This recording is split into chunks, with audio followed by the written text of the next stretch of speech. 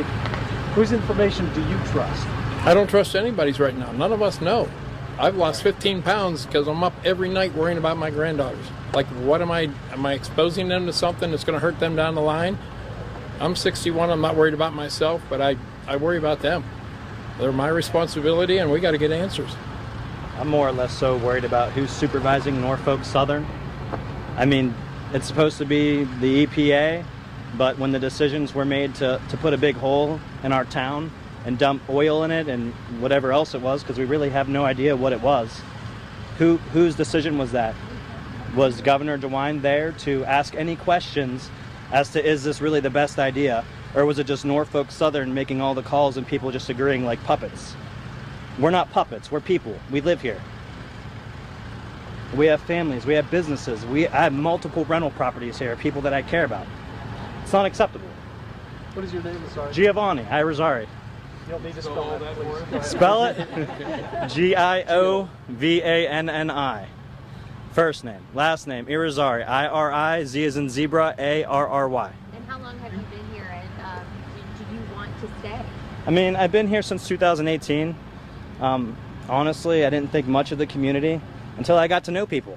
I mean, I come from like the Youngstown area. It's a little bit busier, a little bit crazier, a little more hectic, a little more something to do. I mean, you come here and it's nice and peaceful and quiet. So until you get out of your shell and meet other people where they are, that's how you meet people like these guys. I just met this gentleman today. I met her today. I know Greg. He's taught my daughter basketball.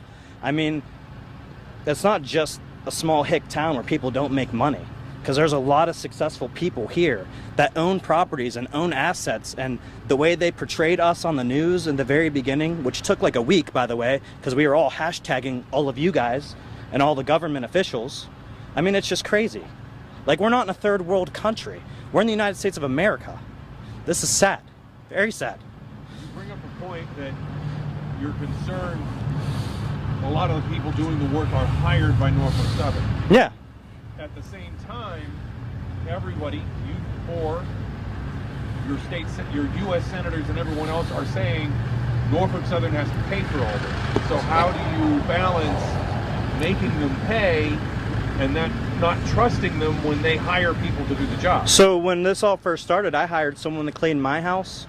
And when I went down there for reimbursement, I was denied reimbursement because I didn't use who they contracted.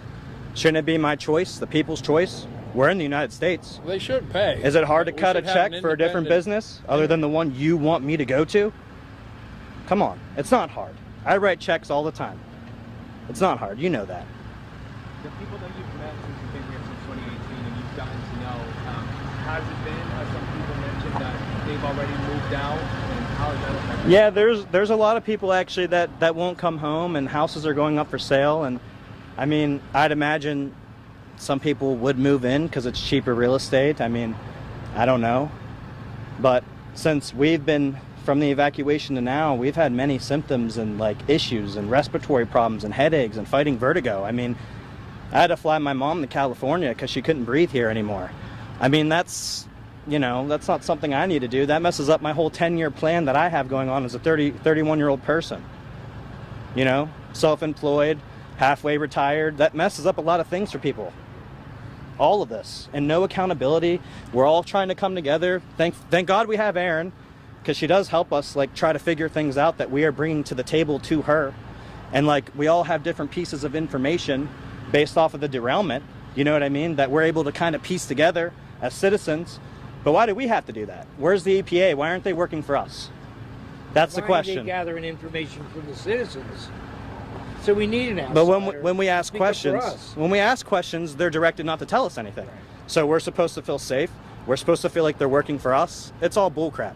You guys know this. Yeah, they're the puppets on the string. Have you gone to the EPA's new community center? Why? To get a pamphlet to say, hey, call this number. Hey, get online. Go. So they're not taking any information from you? No. The information they do give is kind of like lies. You mentioned earlier about misinformation. You know, like different information coming out. It went from 4,032 cubic yards of soil. Now it's down to like 3,000.